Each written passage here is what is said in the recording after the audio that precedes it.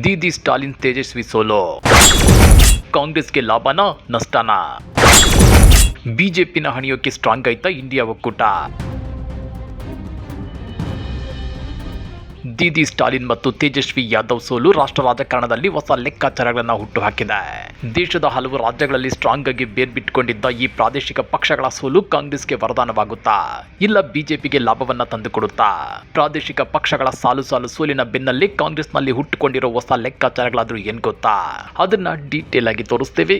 ಆದ್ರೆ ಅದಕ್ಕಿಂತ ಮೊದಲು ಹಲೋ ಕನ್ನಡ ಯೂಟ್ಯೂಬ್ ಚಾನಲ್ ಅನ್ನು ಸಬ್ಸ್ಕ್ರೈಬ್ ಮಾಡ್ಕೊಳ್ಳಿ. ಹಾಗೇನೇ ಪಕ್ಕದಲ್ಲಿರೋ ಬೆಲ್ ಬಟನ್ ಅನ್ನು ಪ್ರೆಸ್ ಮಾಡಿ. ಕಾಂಗ್ರೆಸ್ ಇನ್ನು ಮುಗಿದ ಅಧ್ಯಾಯ. ಅದಕ್ಕೆ ಚುನಾವಣೆಯಲ್ಲಿ ಕ್ಷೇತ್ರ ಬಿಟ್ಕೊಟ್ರೆ ತನಗೆ ತಾನೇ ಹಾನಿ ಮಾಡಿಕೊಂಡಂತೆ ನೆನಪಿಟ್ಟುಕೊಳ್ಳಿ. ಹೀಗಂತ ಪಶ್ಚಿಮ ಬಂಗಾಳದ ಮಮತಾ ಬ್ಯಾನರ್ಜಿ ಈ ಹಿಂದೆ ಹೇಳಿದ್ರು. ಆದ್ರೀಗ ಕಾಲಚಕ್ರ ಉರುಳಿದೆ. ಇವತ್ತು ಅದೇ ಮಮತಾ ಬ್ಯಾನರ್ಜಿ ದೆಹಲಿಯಲ್ಲಿ ಸೋನಿಯಾ ಗಾಂಧಿ ಅವರ ಮನೆ ಬಾಗಿಲಿಗೆ ಬಂದು ನಿಲ್ಲುವ ಪರಿಸ್ಥಿತಿ ನಿರ್ಮಾಣವಾಗಿದೆ.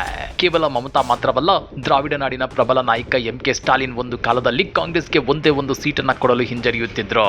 ಆದ್ರಿವತ್ತು ತಮಿಳುನಾಡಿನಲ್ಲಿ ನಟ ವಿಜಯ್ ಅವರ TVK ಪಕ್ಷದ ಅಬ್ಬರದ ಮುಂದೆ ಸ್ಟಾಲಿನ್ ಕಂಗಾಲಾಗಿದ್ದಾರೆ. ಇತ್ತ ಬಿಹಾರದಲ್ಲಿ ತೇಜಸ್ವಿ ಯಾದವ್ ನೇತೃತ್ವದ RJD ಕೂಡ ಪತನದ ಅಂಚಿನಲ್ಲಿದೆ. ಹೀಗೆ ಇಂಡಿಯಾ ಒಕ್ಕೂಟದ ದಿಗ್ಗಜರೆಲ್ಲ ಒಬ್ಬರಾದ ಮೇಲೆ ಒಬ್ಬರು ತಮ್ಮ ನೆಲೆಯನ್ನ ಕಳೆದುಕೊಳ್ತಿದ್ದಾರೆ.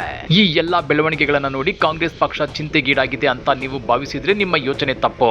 ವಾಸ್ತವ ಏನಂದ್ರೆ ಪ್ರಾದೇಶಿಕ ನಾಯಕರ ಈ ಪತನವನ್ನ ಕಂಡು ಕಾಂಗ್ರೆಸ್ ಒಳಗೊಳಗೆ ಭರ್ಜರಿ ಖುಷಿ ಪಡ್ತಿದೆ. ಅದು ಯಾಕೆ ಅಂದ್ರ ಅದನ್ನ ಒಂದ್ ಸ್ವಲ್ಪ ಬಿಡಿಸಿ ಹೇಳ್ತೀವಿ ನೋಡಿ.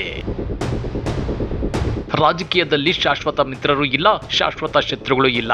ಈ ಪ್ರಾದೇಶಿಕ ಪಕ್ಷಗಳೆಲ್ಲವೂ ಒಂದು ಕಾಲದಲ್ಲಿ ಕಾಂಗ್ರೆಸ್ನ ನೆಲದಲ್ಲೇ ಹುಟ್ಟಿ ಕಾಂಗ್ರೆಸ್ನ ಮತ ಬ್ಯಾಂಕ್ ಅನ್ನೇ ನುಂಗಿ ನೀರು ಕುಡಿದು ಅಧಿಕಾರದ ಸುಖ ಉಂಡಿದ್ವು. ಕೊನೆಗೆ ಅದೇ ಕಾಂಗ್ರೆಸ್ ಅನ್ನ ಕಡೆಗಣಿಸಿದ್ವು. ಈಗ ಇವರೆಲ್ಲ ದುರ್ಬಲಗೊಳ್ಳುತ್ತಿರೋದು ಕಾಂಗ್ರೆಸ್ಗೆ ದೇಶಾದ್ಯಂತ ತನ್ನ ಹಳೆಯ ಸಾಮ್ರಾಜ್ಯವನ್ನ ಮರಳಿ ಪಡೆಯಲು ಸಿಕ್ಕ ಚಿನ್ನದಂತ ಅವಕಾಶವಾಗಿದೆ. ಮೊದಲಿಗೆ ಪಶ್ಚಿಮ ಬಂಗಾಳದ ಕತೆ ನೋಡೋದಾದ್ರೆ, ಒಂದು ಕಾಲದಲ್ಲಿ ಬಂಗಾಳದಲ್ಲಿ ಎಡಪಂಥೀಯರ ಅಂದ್ರೆ ಕಮ್ಯುನಿಸ್ಟರ ವಿರುದ್ಧ ಹೋರಾಡುತ್ತಿದ್ದ ಏಕೈಕ ಶಕ್ತಿ ಕಾಂಗ್ರೆಸ್ ಆಗಿತ್ತು. ರಾಜ್ಯದಲ್ಲಿ ಭದ್ರವಾದ 25% ಮತಗಳು ಕಾಂಗ್ರೆಸ್ ಕೈಯಲ್ಲಿದ್ವು. ಆದ್ರೆ 1998ರಲ್ಲಿ ಕಾಂಗ್ರೆಸ್ನಿಂದ ಹೊರಬಂದ ಮಮತಾ ಬ್ಯಾನರ್ಜಿ ತೃಣಮೂಲ ಕಾಂಗ್ರೆಸ್ ಪಕ್ಷವನ್ನ ಸ್ಥಾಪಿಸಿದ್ರು. ಅಲ್ಲಿಂದ ಮುಂದೆ ದೀದಿ ಮಾಡಿದ್ದೇನ್ ಗೊತ್ತಾ? ಕಾಂಗ್ರೆಸ್ನಲ್ಲಿದ್ದ ಎಡಪಂಥೀಯ ವಿರೋಧಿ ಮತ ಬ್ಯಾಂಕ್ ಅನ್ನ ಸಂಪೂರ್ಣವಾಗಿ ತಮ್ಮದಾಗಿಸಿಕೊಂಡ್ರು. ಪರಿಣಾಮ ಬಂಗಾಳದಲ್ಲಿ ದೀದಿ ಬೆಳೆದ್ರು. ಕಾಂಗ್ರೆಸ್ ಮತ ಹಂಚಿಕೆ 2% ಕುಸಿದು ಧೂಳಿಪಟವಾಯಿತು. ಆದ್ರಿವತ್ತು ಪರಿಸ್ಥಿತಿ ಬದಲಾಗಿದೆ. ಭ್ರಷ್ಟಾಚಾರದ ಗಂಭೀರ ಆರೋಪಗಳು, ಪಕ್ಷದೊಳಗಿನ ತೀವ್ರ ಒಳಜಗಳ ಮತ್ತು ಆಡಳಿತ ವಿರೋಧಿ ಅಲೆಯು TMC ಪಕ್ಷವನ್ನ ತೀವ್ರ ಹಿನ್ನಡೆಗೆ ತಳ್ಳಿದೆ. ಮಮತಾ ಬ್ಯಾನರ್ಜಿ ಅವರ ರಾಜಕೀಯ ಪ್ರಭಾವ ದಿನದಿಂದ ದಿನಕ್ಕೆ ಕುಸಿಯುತ್ತಿದೆ. ರಾಜಕೀಯ ವಲಯದಲ್ಲಿ ಈಗ ಹೊಸದೊಂದು ಚರ್ಚೆ ಕೂಡ ಶುರುವಾಗಿದೆ. ಅದುವೇ TMC ಪಕ್ಷವು ಅಸ್ತಿತ್ವ ಉಳಿಸಿಕೊಳ್ಳಲು ಕಾಂಗ್ರೆಸ್ನೊಂದಿಗೆ ವಿಲೀನಗೊಳ್ಳುವ ಸ್ಥಿತಿಗೆ ತಲುಪಿದೆಯಾ ಅನ್ನೋದು. ಒಂದು ವೇಳೆ ಅದು ನಿಜವೇ ಆದ್ರೆ ಬಂಗಾಳದಲ್ಲಿ ಕಾಂಗ್ರೆಸ್ ಮರುಜೀವ ಪಡೆಯೋದ್ರಲ್ಲಿ ಯಾವುದೇ ಸಂಶಯವಿಲ್ಲ. ಕೇವಲ ಬಂಗಾಳ ಮಾತ್ರವಲ್ಲ, ತಮಿಳುನಾಡಿನಲ್ಲೂ ಕತೆ ಭಿನ್ನವಾಗಿಲ್ಲ. DMK ಅತಿಯಾದ ಪ್ರಭಾವದಿಂದ ಕಾಂಗ್ರೆಸ್ ಅಲ್ಲಿ ಕೇವಲ ಜೂನಿಯರ್ ಪಾರ್ಟಿ ತರಹ ಇತ್ತು.